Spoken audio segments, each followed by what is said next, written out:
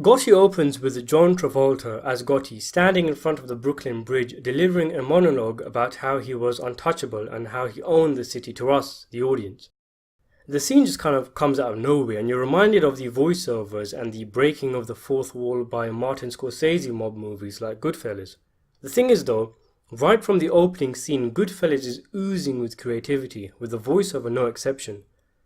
Gotti's opening monologue with him just standing there and subsequent voiceovers that carry over throughout the film is just really bland. And there seems little reason for it to exist because it doesn't really give us any information that isn't already available on screen, as if they only included the narration because Scorsese's movies made them popular. The opening's lack of creativity is a good taste of what is to come, as Gotti is one of those movies, while it's not terribly horrendous, is so boring that you'll forget you've seen it half an hour after doing so. Gangster movies though in general can be really boring. Most in actuality involve groups of unlikable degenerates sitting around tables talking to each other, and occasionally a fight breaks out when you think about it.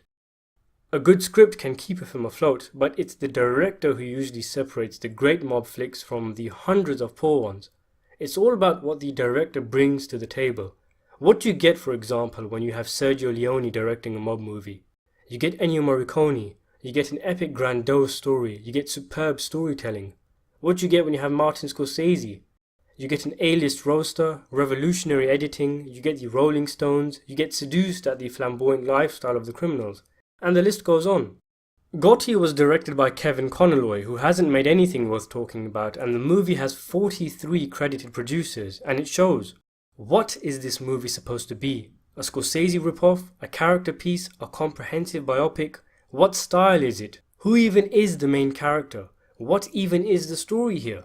It's just such an empty feeling film, full of hollow nothingness.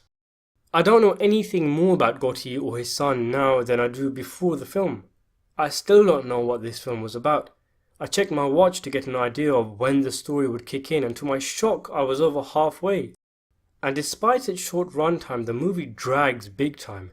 It just is really dreary, and you can tell the movie went through so many different hands, all whom were walking in different directions, and they ended up tearing the film into pieces, leaving such wasted potential. Acting wise, Travolta tries hard, he really does. The problem is, he never gets past the stage of feeling like he's playing a character, like he's pretending to be someone. He isn't Gotti, he's playing Gotti, and unfortunately that's the biggest compliment I can give him. At times he's so over the top you're half expecting him to break character and just start cracking up like it's a Saturday Night Live sketch. It really does feel like that kind of cartoonish performance.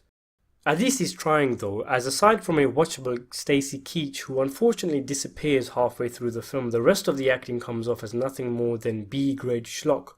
In fact, the guy who played Gotti's son was so bad you'd think he was actively trying to sabotage the film.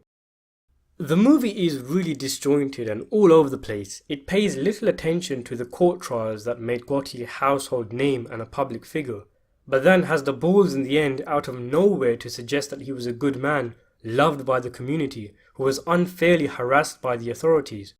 I couldn't believe what I was seeing. Thought-provoking filmmakers like Scorsese and Coppola get accused of glorifying the mob, and yet Gotti 2018 literally ends with him getting a hero send-off, complete with sad music and archive footage of misguided folk calling him a people's champion. How can you have the audacity to say that when you've acknowledged in your own movie that he killed innocent people? People who had no involvement in the mafia. What, was this film made by an edgy 12-year-old or something? It's just all round boring, bland and really forgettable. Travolta turns up to work, everyone else is sitting at home on benefits. A lifeless, unremarkable film. I give it a 4 out of 10.